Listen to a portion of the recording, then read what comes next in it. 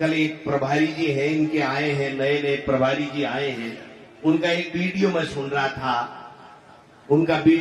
था, बुलाए इतने आए कितने। अरे भाई, ये आ तो रहे ना, 6 महीने बाद में देखना ये भी नहीं आएंगे जो आज आए हैं। अब वो राठौड़ साहब की हाजिरी ले रहे थे कि बैठा क्यों नहीं, चला क्यों गया।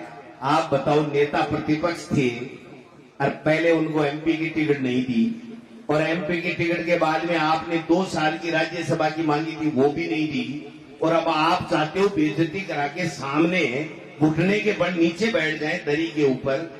क्या करना चाहते हो, क्या बताना चाहते हो? अरे नेताओं का इतना अपमान तो मत करो, टिकट गई तुम्हारी भाड़ में, इतना अपमान तो मत करो। राजेंद्र जी राठौड़ कोई छोटा नेता है कि 7 बार जीता हुआ व्यक्ति और नेता प्रतिपक्ष रहा हुआ तत्काल अभी, और उस आदमी के लिए आप इस तरह की बेइज्जती की बातें करते हो, तो ये साबित हो गया है कि बीजेपी में बीजेपी के लोगों की कदर नहीं है, बीजेपी में आम जनता की कदर नहीं है, उनके मुद्दों के लिए उनके पास समय नहीं है, उनकी समस्याओं को सुनने के लिए उनके पास में समय नहीं है, ये कुछ भी नहीं करने वाले हैं। अरे भाई, ये आ तो रहे ना, 6 महीने बाद में देखना ये भी नहीं आएंगे जो आज आए। अब वो राठौड़ साहब की हाजिरी ले रहे थे कि बैठा क्यों नहीं, चला क्यों गया।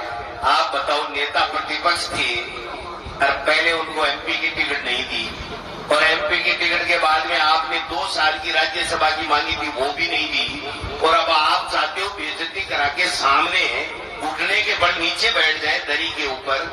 क्या करना चाहते हो, क्या बताना चाहते हो?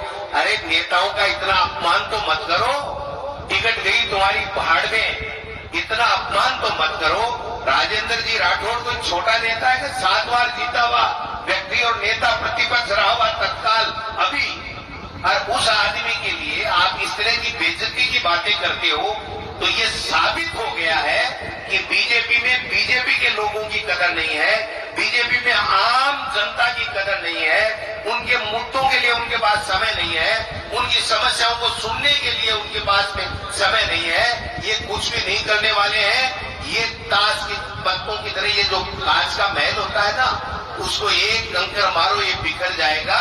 और मैं समझता हूं कि वसुंधरा जी चुपचाप कुछ न कुछ तो कर ही रही होंगी, इसलिए ये खेला शुरू होने वाला है।